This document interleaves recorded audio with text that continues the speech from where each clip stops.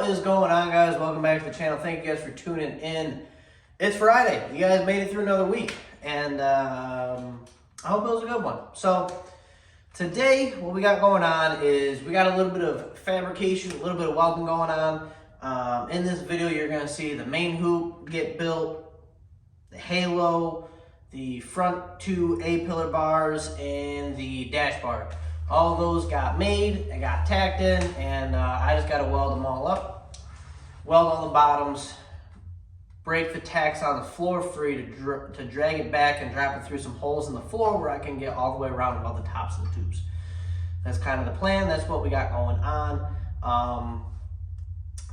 But I want to start this video and say thank you guys for the support. Obviously, we've grown quite a bit in the last few days. I'm really grateful about that, so thank you guys. Secondly, I did see a comment in one of my last videos that made me think maybe I need to talk about what's going on. So the comment had something to do with asking when I was going to make S10 videos again, and that's a great question, but let me explain. So some of you are new, some of you don't know. I have a 90s S10 that we cut a couple inches out of the frame, shortened it up, cut the back off the frame because we're going to do a all tubular rear end on it. We wanted to use a lot of the front stock suspension to keep it, a stock suspension, S10, A-arms, all that, but get the thing stupid low. So to kind of further explain some of that, you can go into my other videos. A few months ago, we were working on that. What happened was this. So this is an 81 Ford Fairmont 4-door. Obviously, it's a little bit more extreme than what it was. This car had a small block Ford with a 76mm turbo on it, a C4 trans, and it was just a fun street car. It was something that was really fun to hop in, cruise around, and had a little bit of power. It went 1102 at 120 mile an hour, and it was just a fun car. I could literally drive it anywhere, and I didn't have to worry about it. So, well, I had to worry about the wiring a little bit, but not much. Kind of cleaned that up, and it was good. It was fine. But what had happened was this: is a lot of the car stuff, we like to fill our radiators with water instead of coolant, antifreeze, that kind of stuff. So I thought I had drained enough water out of the radiator and poured enough antifreeze into the radiator, and I ran it for a few weeks, let it mix, and I put it away for winter. Well, in New York, upstate New York especially, we have some cold winters. -1, -6 aren't uncommon numbers in the winter. My guess is something freeze plug related or something along those lines. There was a problem that we ran into. As far, we had a leak. We cracked the radiator all the way down because there was a leak and we couldn't figure it out. So that's what that was. Radiator was cracked. Now we pressurized the system to see where the crack was. In doing that, there was water coolant mixture that came out of the back of the block.